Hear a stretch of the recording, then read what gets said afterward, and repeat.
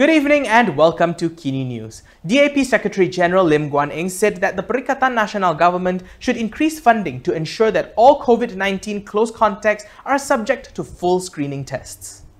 DAP Secretary General Lim Guan Eng has called on the government to double or triple the funding and resources to ensure that all close contacts of COVID-19 patients are subjected to full screening tests. He said there are dangers in not conducting full screening tests on all close contacts and asymptomatic individuals, as they can become symptomatic later and spread the virus. According to Lim, the healthcare system is currently unable to cope with the surge in the number of COVID-19 patients. And this was a result from a relaxation on the previous ruling, which required full screening tests on all asymptomatic close contacts. He added that cabinet ministers should wake up and do their job to provide full support and resources in terms of equipment and manpower for the frontliners in their life and death battle against COVID-19. Lim also questioned how much the government had already spent on testing, tracing, and treating close contacts, and the additional sum required to restore full screening tests for them. He also pointed out that Prime Minister Muhyiddin Yassin had recently announced that 800 million ringgit will be made available to frontliners in the Health Ministry under the 15 billion ringgit per My Aid package for the second movement control order. And now we'll take a look at the national COVID-19 situation in this segment brought to you by Blue Air. The Health Ministry today reported 18 new COVID-19 related deaths, the highest ever. The death toll from COVID-19 in Malaysia is now at 660. From the 18 deaths today, Selangor reported the most with 8 deaths. 3 were recorded in Kuala Lumpur, 3 in Sabah, 2 in Sarawak, and 1 each in Johor and Penang.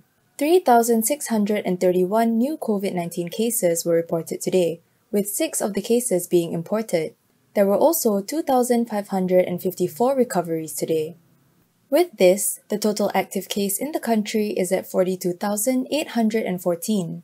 From the local cases, Selangor recorded the highest number of new cases with 782.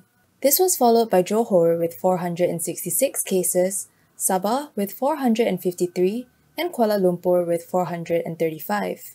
There are 251 patients in the intensive care, with 102 requiring ventilator support. Minister in the Prime Minister's Department, Mustapa Mohamed, has recovered from his COVID-19 infection. After undergoing 12 days of treatment for COVID-19, Minister in the Prime Minister's Department, Mustapa Mohamed, has recovered and was discharged from hospital. In a Facebook post, Mustapa said he was discharged from the Raja Perempuan Zainab II Hospital at 4:30 p.m. yesterday.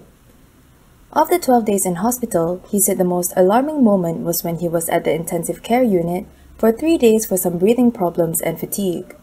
However, he said, with close supervision from the doctors and nurses and putting full faith in God, his conditions improved. He said he currently needs to rest more, cut down on work, and is unable to meet with many people. He advised the people to always wear face masks, hand sanitizers, and practice physical distancing until the pandemic is truly over. He added that during this pandemic, we must protect the public's interests beyond our personal interests and must take the threat seriously. Mustapa said the pandemic's threat was serious and we must be afraid of COVID-19 because we have yet to win the war. He urged Malaysians to stand firm behind the government, health ministry, and authorities to protect lives and livelihoods. Former Prime Minister Dr. Mahathir Mohamad has advised the government to reconsider their home quarantine order for COVID-19 patients. Former Prime Minister Dr. Mahathir Mohamad has advised the government to reconsider mandating home quarantine for low-risk COVID-19 patients. In a blog post today, he shared the experience of one of his family members who was subjected to home quarantine. Mahathir said the COVID-19 patient underwent home quarantine before developing severe symptoms, and only then were they hospitalized. The problem was that the person went on to infect the rest of their household. He added that if an infected person is at home, the family members will be infected, so they should be quarantined away from family members. Meanwhile, Mahathir also urged the government to find ways to improve conditions in quarantine centers. He said, based on the pictures, the beds are too close to each other, and when a VIP visits, the patients would gather, which causes the virus to spread. He added that there were many ways to reduce the number of COVID-19 cases, and he hoped experts will share their views with the government. We must appreciate the services of the Health Director General, but this pandemic is too big to be tackled by just one person, he said. A law professor told a virtual forum today organized by Bersih 2.0 that the declaration of an emergency itself does not automatically suspend any law, institution or procedure. This question about whether the emergency ordinance, emergency proclamation and ordinance are constitutional or justifiable is a matter of opinion. My opinion may be slightly different from Firdaus here. But before I answer your question, and let me clarify something. There is a popular but mistaken view that once an emergency is proclaimed, the Constitution of Malaysia is automatically suspended, Parliament is dissolved, Cabinet is dismissed, elections are postponed, human rights are suspended, and the federal government acquires state powers. Actually, none of this may be true.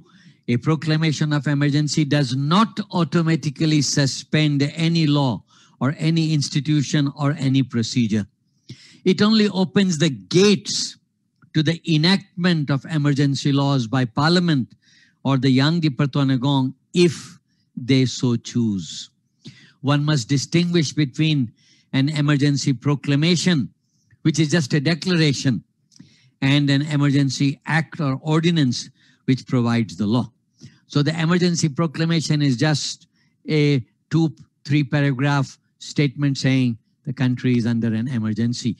If you want to discuss the propriety or justice, you have to look to the emergency ordinance. What does it contain? That's where the question of justice or injustice. Now, let's look at the Constitution. Article 150, Clause 1 defines the term emergency to refer to the threats to the security or economic life or public order of the Federation or any part thereof. You'll notice the words economic life are also regarded as part of an emergency.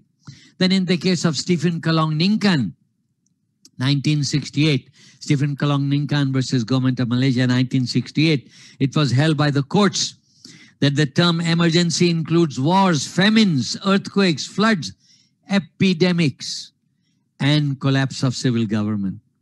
Now, in my personal view, the COVID-19 epidemic clearly qualifies as an economic emergency, as an epidemic, and as a collapse of civil government.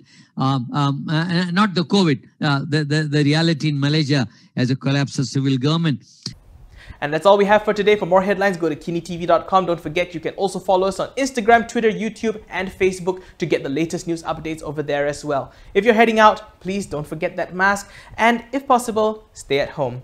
I know it's going to be a long time, especially with this new extension of the MCO, but hang in there. I'm Daniel Anthony. Thank you for watching and have a great weekend.